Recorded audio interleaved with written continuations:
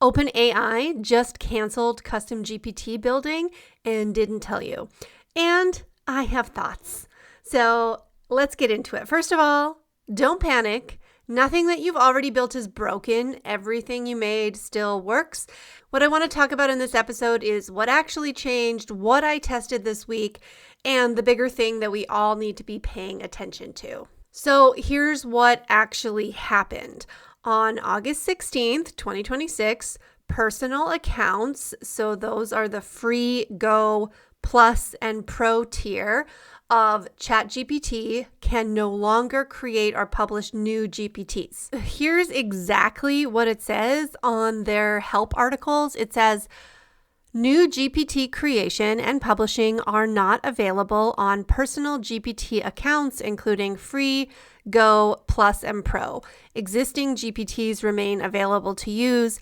Editing an existing GPT continues to require an eligible subscription and any applicable account or workspace permissions. So I have a whole bunch of custom GPTs. I didn't get an email or anything. I just saw some buzz about this online and was like, oh, that's interesting. First, I want to clarify what I discovered in my own testing, which is that I was able to update an existing GPT that has sharing permissions on it. So any of my previously built ones that I've given access to clients or have sold, they continue to work and you can update those. What I wasn't able to do was create a new GPT for the purpose of sharing. I was able to create a new GPT for my own personal use, but not for sharing. And honestly, now that ChatGPT has the skills functionality like Claude does, I'm imagining that this just means that they're wanting you to convert things that you're using for your own internal processes into skills, and that makes a lot of sense. Skills work better than GPTs because you can make multi-step processes as one thing instead of the individual, very specific job description type GPTs that we've built in the past. So here's my take. Call it a controversial stance, but I think it's important to call out the fact that OpenAI has filed for their IPO and they're currently valued at $852 billion. So what does that mean? That means that they're going to do anything that they can to get their revenue up to justify that valuation so they have a good IPO. And interestingly, like the ChatGPT business model is not good. So like only 5%-ish of all of their users pay them anything. And it costs a lot of money to build a company like that and run an LLM and have data centers and all of the people that they have. So you do the math, okay? Enterprise is typically what big companies will focus on, enterprise type clients, because they pay more money. So this is why you see the features are available if you give them more money on a higher level plan. So what does this mean for you if you are a small business owner who has built custom GPTs and is using them as part of your programs or part of your sales funnel or any of those kinds of things? First of all, I think it means that you need to think about where you're building in the future. And I will get into that in a second, but here's what you can do in the meantime to just kind of add a layer of protection for yourself, because let's be honest, you don't get notification when OpenAI or Anthropic makes a decision that affects you without consulting you. So you need to back up everything that you've built. If you haven't made a practice out of saving your GPT instructions, knowledge files, all the settings, do that. I actually just did this the other day. I built a Claude skill that would help me track and back up all of the Claude skills that I've built, because I have like 55 of them now, and downloading zip folders onto my computer is one way to do it, but keeping those all in a database is a really smart thing to do. So take a look at what you've built, make sure they're all saved in one place, the most recent version of that one. And then if you have any clients who are actually using these, think about, do you need to reach out to them? If there's anything that's changing about them, how to access them, like go test them, make sure they still work. Here's the bigger picture though. I think I want to first of all acknowledge the fact that business owners, creators in this online business space looked at custom GPTs and saw something that OpenAI probably never intended. And that's the interesting thing about AI is that we can't predict all of the use cases. And what you have probably done, if you're still listening to this episode and going, oh yeah, I have custom GPTs, is you built them into your client experiences. You loaded in your methodology, your training, your strategies, and then you shared and sold these tools as part of your programs. And I love it. I saw this trend. I was doing this. I saw this trend, and that's why we built an entire platform around it. Because that creativity was sitting on a risk, because that was not the point of ChatGPT. ChatGPT is a consumer-facing product built for the end user. You are coming in the middle of that workflow and creating something that you're then giving to a different end user. It's absolutely at risk of changing again. ChatGPT, OpenAI can change the rules whenever they want. So as I mentioned, and as you know, if you've been on listening to this show for any length of time, you know that we have an AI platform that is purpose-built for this solution. And the reason that we built wAIv is because we saw the shift happening in expertise-based businesses and the overall market, the impact that AI has had on that, how it changes how you need to deliver your expertise to your clients, what your clients actually expect of you, and the fact that information on its own is essentially commoditized now because we have LLMs that can answer questions for us. And so that is why people like you have built tools to help your clients get results faster and actually apply your knowledge. And I think this is one of the most exciting advancements and shifts that are happening because of AI in general, and so much so that we built a whole company around it. So if AI is going to continue to be part of how your business works, then I'd encourage you to stop borrowing the infrastructure and pick something that is purpose-built for what you're actually trying to do. Now, of course, this sounds very self-promotional in terms of wAIv being a solution. And yes, we are one solution. There are other solutions as well, depending on what you in the end want to build.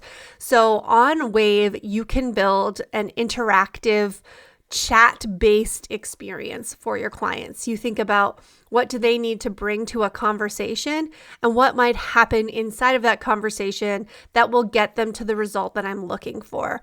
So I've shared a lot of different client examples on here, but one that comes to mind and is a good example of how this is structured is Nicole Pearl. She is a PR coach, and she has designed her Pearl pitch desk to be just this. It is what I call a user agnostic experience that still is able to provide a customized result, which is really an elevated experience for your clients. Old school software development, as I have learned, was designed to be deterministic, which means that it always would produce an output that you could expect. That's not how AI works. LLMs are predictive, and that means they are non-deterministic. So the experience that happens when you go and engage with a chat will be different depending on what you say to it and what it is predicting its response to be. So that's the nerd level on top of this. But for Nicole's, she has the first step of her squad actually does an intake experience to create a customized document media guide for the user. And then it goes through and takes that and applies it to her research methodology, how she discerns and discovers appropriate podcasts or TV segments for that guest, and then will write pitches in their guest's voice. And that all comes from the document that is developed at the beginning of that. So that's what's really cool about the type of experience that you can build on wAIv. If you're wanting to do things like a calculator tool that has a specific look and feel to the interface, or other kinds of AI experiences, then wAIv is probably not the right fit for you right now. But I can say with confidence that anything that you have a custom GPT doing, it translates very well over to a bot as part of a squad on our platform. So that's just something for you to consider.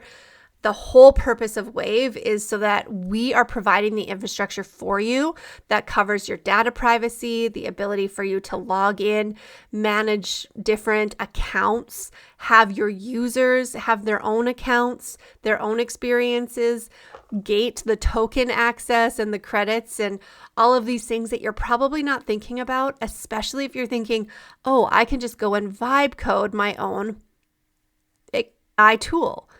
And yeah, you can code your own AI tool, but those are the things that you're not thinking about as a non-technical person. Ask me how I know, because I've just learned this, right? So please take heed that data privacy, what's called multi-tenant access, meaning the ability for a bunch of different people to log in and use your tool without their information getting crossed over to other people.